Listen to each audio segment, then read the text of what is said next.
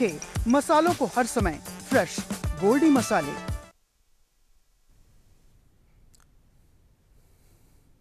नमस्कार, मैं हूं मनोज मानस। उत्तर प्रदेश की खबरों में आपका स्वागत है। खबरों का रुख करेंगे उससे पहले देख लेते हैं इस वक्त की अहम हेडलाइंस। उत्तर प्रदेश को ग्लोबल हब बनाने की तैयारी, सीएम योगी का निर्देश। आईटी और स्टार्टअप संस्कृति को करें मजबूत।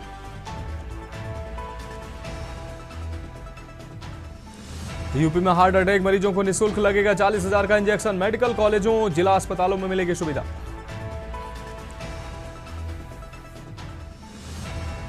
अयोध्या में 3 दिन रहेंगे संघ प्रमुख। ध्वजारोहण समारोह में होंगे शामिल। पीएम मोदी से होगी मुलाकात। 69,000 शिक्षक भर्ती में आरक्षण के मामले में सुप्रीम कोर्ट में 18 नवंबर को होगी सुनवाई। कई बार सुप्रीम कोर्ट में टल चुका है मामला। समल हिंसा के आरोपी मोहम्मद अली की जमानत मंजूर। मामले में 37 आरोपियों की जमानत पहले ही हो चुकी मंजूर। और यूपी में समय से पहले शीतलहर। 7.6 डिग्री न्यूनतम तापमान के साथ कानपुर रहा सबसे ठंडा। आप देख रहे हैं के न्यूज, खबरों का सारथी। और खबरों में आगे बढ़ेंगे, लेकिन उससे पहले सीधा आपको लिए चलते हैं लखनऊ, जहां पर मुख्यमंत्री योगी आदित्यनाथ वीरांगना उदा देवी पासी की प्रतिमा का अनावरण कर रहे हैं। आपको सुना देते हैं क्या कुछ कह रहे हैं। किया था और उनका भारत के इतिहास में अमर हुआ है। यानी वीरांगना उदा देवी का यह बलिदान हमें इस बात की प्रेरणा देता है, न्याय बड़ा हो, क्रोध उससे भी होना चाहिए। और ये प्रतिरोध उन्होंने उस समय देश के क्रांतिकारियों और देश के युवाओं को अन्याय के खिलाफ लड़ने के लिए उन्होंने पूरी प्रतिबद्धता के साथ उस समय अपना योगदान दिया।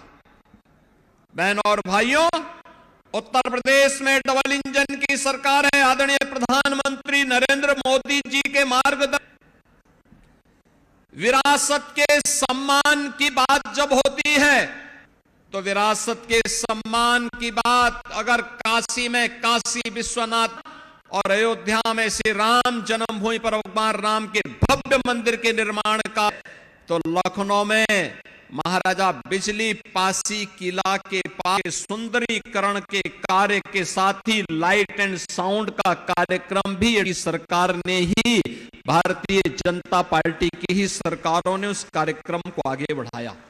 ये मेरा सौभाग्य है महाराजा बिजली पासी किला में वहां के कार्यक्रमों में उस समय के सांसद केंद्रीय मंत्री श्री कौशल किशोर जी के साथ मुझे वहां जाने का अवसर प्राप्त हो। आज हमारी सरकार ने वहां पे लाइट एंड साउंड का भी कार्यक्रम स्वीकृत किया, जिससे इस क्षेत्र के उन सभी योद्धों को जिन्होंने महाराजा लाखन पासी, महाराजा सातसी, महाराजा बिजली पासी, महाराजा चीता पासी, गंगा बख्श रावत और बीरा पासी के इतिहास को वर्तमान जान सके और उससे प्रेरणा प्राप्त कर सके, इसलिए लाइट एंड साउंड के कार्यक्रम वहां पर स्वीकृति दे करके उसको प्रारंभ करके इनके पुराने किलों को पुनरुद्धार करने के साथ ही वहां पर अच्छे ढंग से कैसे हम नौजवानों को और वर्तमान पीढ़ी को एक केंद्र बिंदु बना सकते हैं, इसके लिए सरकार ने अपर पर कार्रवाई प्रारंभ की है और इसके लिए हम लोगों ने क्रम को आगे बढ़ाया है। बहनों और भाइयों, यही नहीं, सरकार ने इस पूरे अभियान को हर क्रांतिकारी के, हर बलिदानी के, भारत माता के उस हर सपूत के योगदान को पाठ्य का हिस्सा भी बनाया है। आप देखते होंगे, अगर आप बेसिक शिक्षा परिषद की पुस्तकों में देखेंगे तो एक पुस्तक ने अतिरिक्त उपलब्ध करवाई है बच्चों को, और वह पुस्तक स्थानीय स्तर पर, जनपद स्तर पर, राज्य स्तर पर और प्रदेश स्तर पर पाठ्यक्रमों का हिस्सा अलग अलग कक्षाओं में हम लोगों ने उन महापुरुष बारे में वर्तमान पीढ़ी जान सके, इस कार्यक्रम को आगे का काम किया है। मुझे बताते हुए प्रसन्नता है, हमारी सरकार ने प्रदेश में गठन होने के बाद 3 नई पीएसी की बटालियन गठित की। महिला बटालियन का नामकरण पहले तो हम लोगों ने प्रदेश में उत्तर प्रदेश पुलिस, हम लोगों ने अब तक 2,19,000 की भर्ती पिछले 8 वर्ष में की है और इसमें अनिवार्य रूप से की है कि 20% महिलाएं भर्ती हों और 3 पीएसी की महिला बटालियन का गठन किया। इन्हें तीनों को 1857 की उन महान वीरांगना के नाम पर लखनऊ में पीएसी की जो बटालियन स्थापित हो रही है, उस बटालियन का नाम हमने वीरांगना उदा देवी के नाम ही रखा है और वहां पर हमारी सरकार उनके आदमकद प्रतिमा की स्थापना का कर रही है। गोरखपुर में जो महिला गठित हो रही है उसको वीरांगना झलकारी कोरी के नाम पर, और बदायूं बटालियन गठित हो रही है, उस बटालियन का नाम रखा है वीरांगवंती बाई लोधी के नाम पर।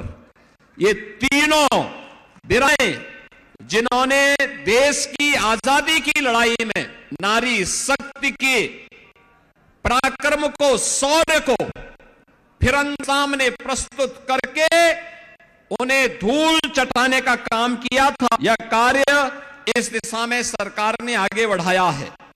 इसके देश सरकार ने, क्योंकि ये समाज, लेकिन क्रांति की हुंकार भरने के नाते उन्हें समाज की मुख्य धारा से काटने के लिए विदेश हुकूमत ने उन्हें अलग थलग करके रख दिया था। समाज की मुख्य धारा से कटा हुआ कोई भी जाति है और यही स्थिति पासी समाज के साथ, हमारे अनुसूचित के साथ हुआ। आज डबल इंजन की सरकार इस दिशा में कार्य, लखनऊ में हमारी सरकार के द्वारा आप डॉक्टर भीमराव अंबेडकर जी का एक स्मारक और सांस केंद्र के निर्माण का कार्य युद्ध स्तर पर चल रहा है, जिसमें अनुसूचित से जुड़े हुए छात्रों को शोध करने के साथ साथ उच्च से हम लोग वहां पर स्कॉलरशिप की व्यवस्था भी करने हैं। 62 जनपदों में 109 सर्वोदय विद्यालय की स्थापना का हमारा या तो संपन्न हो चुका है या उन कार्यों को मजबूती के साथ आगे बढ़ाए हैं, जहां पे आश्रम पद्धति विद्यालय से छात्र छात्राओं को रहने, उनकी सारी व्यवस्था वहां पे सरकार के स्तर पर प्रारंभ की गई है।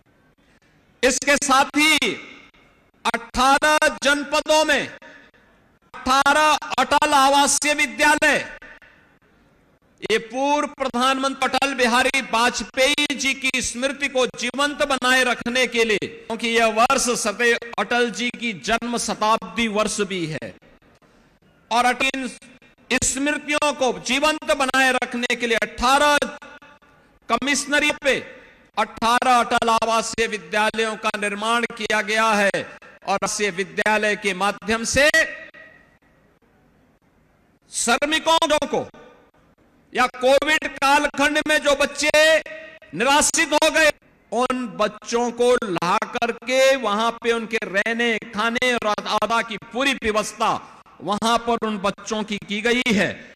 और यह कार्य यहां प्रदेश सरकार ने अनुसूचित जाति छात्रावास में पूर्व छात्र के 32,49,008 छात्रों को स्कॉलरशिप वर्तमान में हम दे रहे हैं और दसमोत्तर में लगभग 90 लाख छात्र छात्राओं को 9,600 करोड़ की धनराशि हम लोग इस दिशा से स्कॉलरशिप करवा रहे हैं।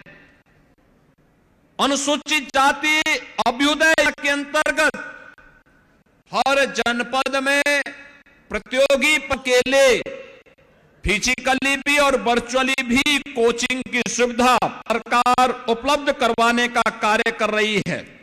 इसके साथ ही प्रदेश सरकार ने अनुसूचित जाति के सम्मान, उनकी सुरक्षा और उनके स्वावलंबन के लिए पूरी प्रतिबद्धता के साथ कार्य कर रही है।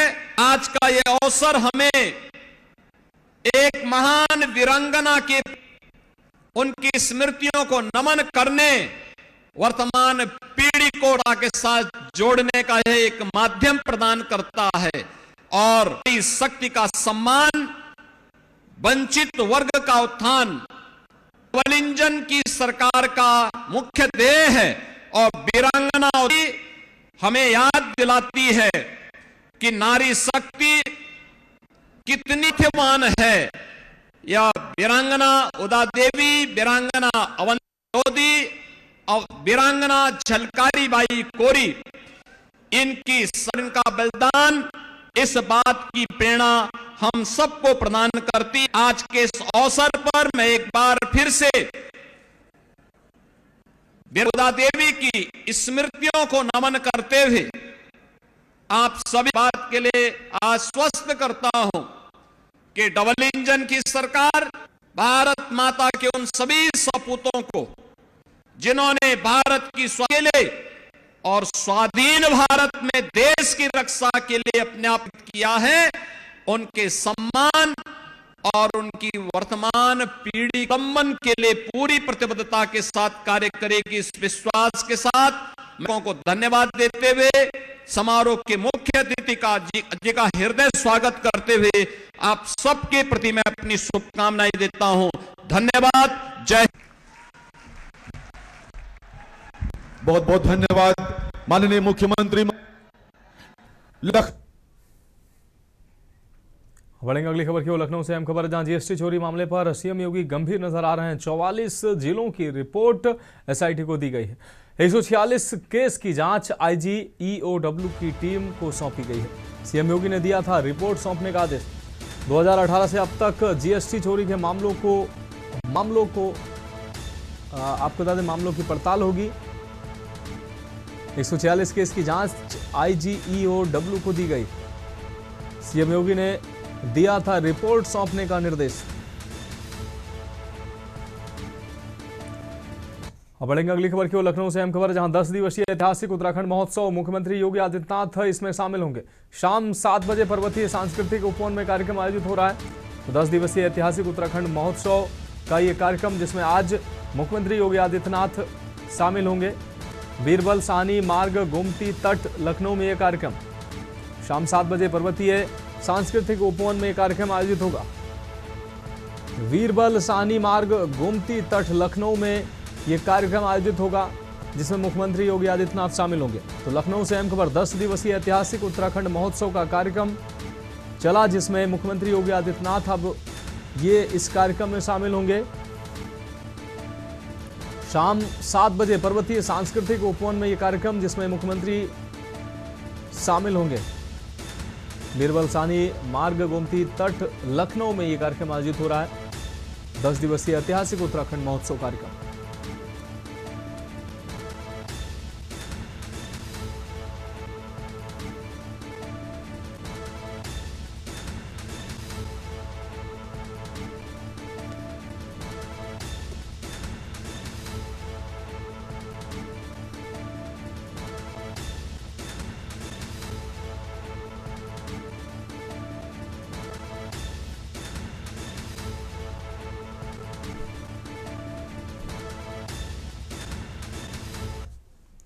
अब बढ़ेंगे अगली खबर की ओर। ग्रेटर नोएडा में प्रदूषण खतरनाक स्तर पर पहुंचा है। लोगों की सांसों पर अब संकट बरकरार है। नोएडा का AQI 400 के पार दर्ज किया गया है। सेक्टर 125 का AQI 423 के पार पहुंचा है। सेक्टर 116 का AQI 431 है। सेक्टर 62 का AQI 354 है। वहीं सेक्टर 1 का AQI 387 है। बढ़ते प्रदूषण को देखते हुए 2.09 करोड़ का जुर्माना प्रदूषण नियंत्रण विभाग ने लगाया है। प्रदूषण नियंत्रण विभाग ने कार्रवाई की है। 4 हाई राइज सोसाइटी सहित 3 प्लॉट पर जुर्माना लगाया है। ग्रेड 3 के उल्लंघन करने पर यह जुर्माना लगाया गया है।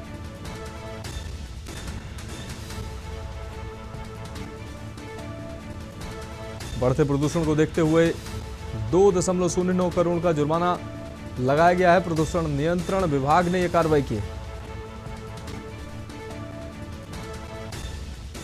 4 हाई राइज सोसाइटी सहित 3 प्लॉट पर जुर्माना लगाया गया है। ग्रेड 3 के उल्लंघन करने पर लगाया गया है जुर्माना। तो ग्रेटर नोएडा में प्रदूषण खतरनाक स्तर पर पहुंचा है। AQI 400 के पार पहुंचा है, जो खतरनाक श्रेणी में है। ग्रेटर नोएडा में प्रदूषण खतरनाक स्तर पर पहुंचा। लोगों की सांसों पर संकट बरकरार। तो नोएडा का AQI 400 के पार दर्ज किया जा रहा है। सेक्टर 125 का AQI 423 दर्ज किया गया। सेक्टर 116 का AQI लेवल 431 दर्ज हुआ है। सेक्टर 62 का AQI 354 दर्ज किया गया है। वहीं सेक्टर 1 का AQI 387 बना हुआ है। बढ़ते प्रदूषण को देखते हुए प्रदूषण नियंत्रण बोर्ड ने कार्रवाई किया है, जुर्माना लगाया है। 2 करोड़ रुपए का जुर्माना लगाया है। अब बढ़ेंगे अगली खबर की ओर। बांदा से अहम खबर, जहां आमरण अनशन पर बैठा बुजुर्ग किसान। प्रशासन की अनदेखी के चलते आमरण अनशन पर बैठा है बुजुर्ग किसान। SDM राहुल त्रिवेदी पर कोर्ट के आदेश को न मानने का आरोप लगाया है। कानून गो और लेखपाल पर लगाए गंभीर आरोप। किसान की जमीन पर अवैध निर्माण कराने का आरोप। 13 नवंबर से आमरण अनशन पर बैठा बुजुर्ग किसान। अरतरा तहसील अरतरा तुर्रा गांव का यह पूरा मामला।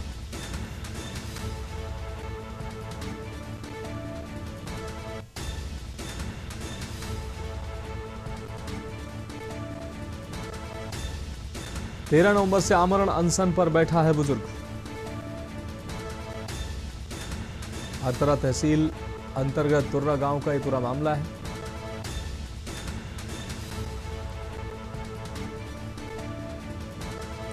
आमरण अनशन पर बैठा बुजुर्ग। तो बांदा से अहम खबर, आमरण अनशन पर बैठा बुजुर्ग किसान। प्रशासन की अनदेखी के चलते आमरण अनशन पर बुजुर्ग को बैठने के लिए मजबूर होना पड़ा। SDM राहुल त्रिवेदी, आपको बता दें, राहुल द्विवेदी पर कोर्ट के आदेश को न मानने का आरोप लगा है। कानून गो और लेखपाल पर बुजुर्ग किसान ने गंभीर आरोप लगाए हैं। किसान की जमीन पर अवैध निर्माण कराने का आरोप लगा है। 13 नवंबर से आमरण अनशन पर बैठा बुजुर्ग किसान।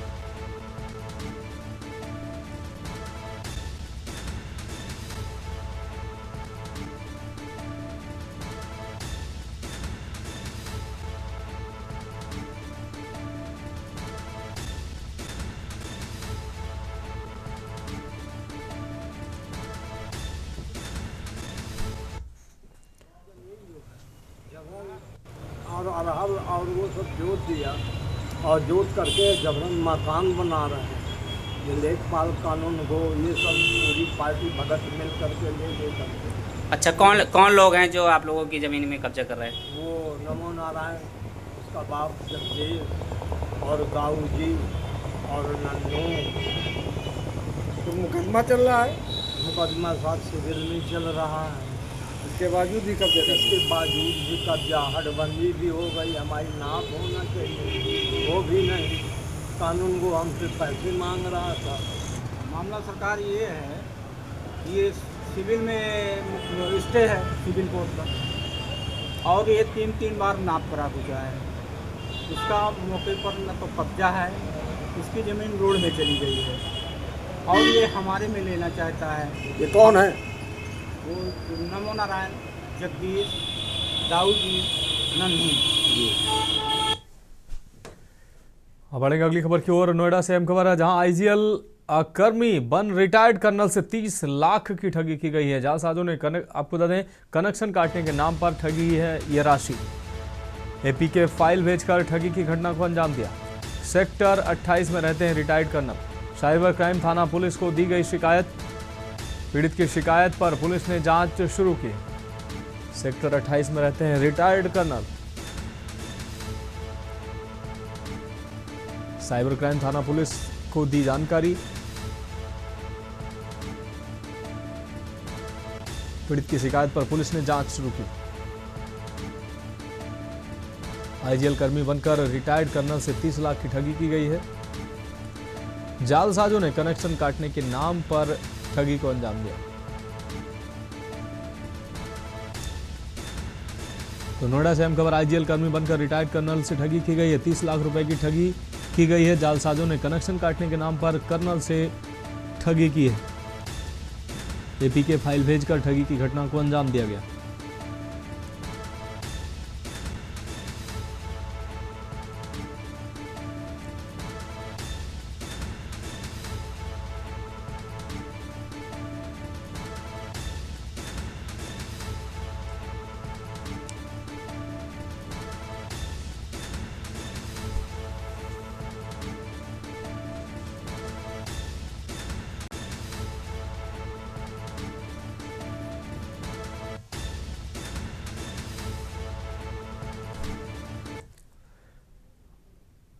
अब बढ़ेंगे अगली खबर की ओर।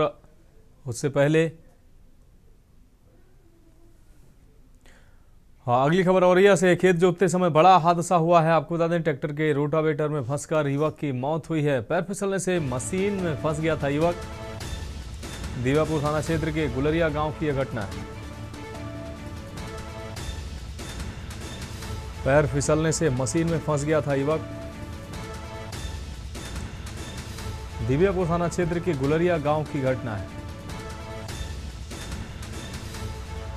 और ऐसे अहम खबर, खेत जोतते समय बड़ा हादसा हुआ है।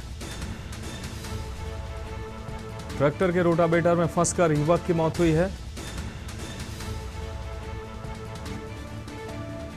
पैर फिसलने से मशीन में फंस गया था युवक। दिव्यापुर थाना क्षेत्र के गुलरिया गांव की यह घटना है। और ऐसे अहम खबर, खेत जोतते समय बड़ा हादसा हुआ है। ट्रैक्टर के रोटावेटर में फंसकर युवक की मौत हुई। पैर फिसलने से मशीन में फंस गया था युवक।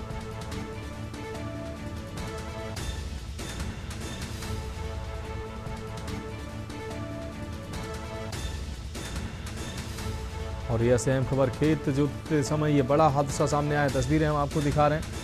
ट्रैक्टर के रोटावेटर में फंसकर युवक की मौत हुई। पैर फिसलने से मशीन में फंस गया था युवक। दिव्यपुर थाना क्षेत्र के गुलरिया गांव की यह घटना है।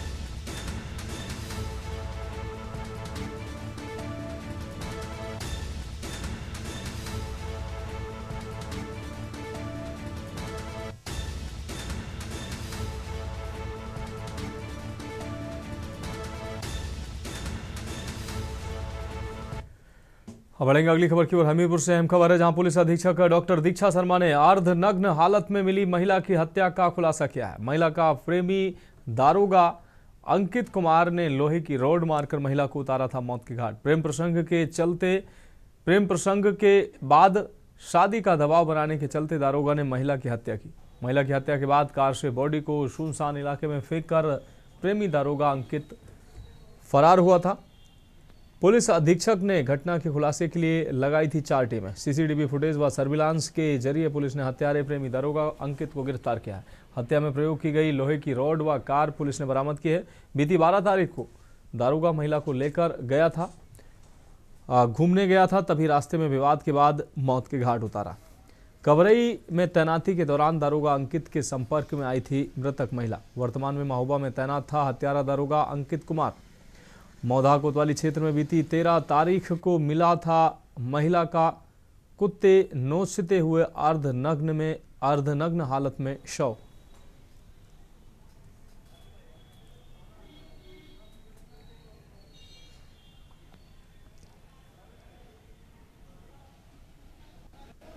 थाना मौधा में 13 तारीख की सुबह महिला का शव मिलने की सूचना प्राप्त हुई थी। तत्काल पुलिस के द्वारा उसमें मुकदमा पंजीकृत किया गया था। महिला की शिनाख्त के लिए एवं घटना के अनावरण के लिए 4 टीमों का गठन किया गया था। महिला की शिनाख्त थाना कबरई में के निवासी के रूप में हुई थी और उसके परिवारजनों द्वारा भी, जो कि कबरई में रहते हैं, उनके द्वारा भी महिला की पहचान की गई है। तमाम सीसीटीवी फुटेज, अन्य टेक्निकल सर्विलांस एवं मैनुअल सर्विलांस के आधार पर की मदद से घटना का सफल अनावरण किया गया है। घटना में आरोपी अंकित कुमार यादव को गिरफ्तार किया गया है। अब बढ़ेंगे अगली खबर की ओर। हाथरस कोतवाली जंक्शन क्षेत्र के रेलवे स्टेशन पर एक व्यक्ति रांची से कोसी काम करने जा रहा था, तभी हाथरस जंक्शन रेलवे स्टेशन पर चलती ट्रेन से उतरने के दौरान वह ट्रेन की चपेट में आ गया, जिससे उसका पैर कट गया। उसे गंभीर अवस्था में आरपीएफ पुलिस ने एम्बुलेंस की मदद से उपचार के लिए जिला अस्पताल पहुंचाया। मिली जानकारी के अनुसार हाथरस कोतवाली जंक्शन क्षेत्र के रेलवे स्टेशन पर रांची का रहने वाला एक व्यक्ति गौरव मथुरा जिले की कोतवाली कोसी में किसी डेयरी पर काम करता था। वह अपने घर रांची से काम कर कोसी आ रहा था, तभी रास्ते में कोतवाली हाथरस जंक्शन क्षेत्र के रेलवे स्टेशन पर चलती ट्रेन से उतरने लगा, जिससे वह ट्रेन की चपेट में आ जाने के कारण उसका पैर कट गया, जिससे वह गंभीर हालत में गया। आपको बता दें, जिससे वह गंभीर घायल हो गया और स्टेशन पर लोगों की भीड़ एकजुट हो गई। हालांकि उसको अस्पताल में भर्ती कराया गया है। थाना जंक्शन, हाथरस जंक्शन। क्या हो गया इनके साथ? एक्सीडेंट। किस जगह? भाव पेट्रोल पंप के सामने। कैसे? आमने सामने भिड़ंत। आमने सामने की भिड़ंत। तो कहाँ जा रही थी? ये मोह से गांव जा रहा था। गांव कौन सी जगह? मोहब्बतपुरा। मोहब्बतपुरा। काय को आए थे गांव? वहाँ तो ना काले भी आए, कुछ सामान लेने आए थे। अच्छा, तो वापस जा रहे थे अपने गाँव। तो आमने सामने से भिड़ंत हो गया। तो दूसरी मोटरसाइकिल वाले जो उनके भी कुछ चोट आएंगे? बिना की चोट है। वो कहाँ पर है? वो है तो कहाँ है, बिना के इतनी गंभीर चोट ना, वो तो चल फिर रहे हैं, मतलब फ्रैक्चर। अच्छा, उनके ज्यादा नहीं है। तो कोतवाली में कंप्लेंट कर दी आपने? पुलिस पहुंच गई थी सूचना पर? गए बालक। अच्छा, थाने गए हैं ये? हाँ। तो यहाँ पर कौन लाया था? यहाँ पर मैं लेके आया था। यहाँ पर आप लेके आए?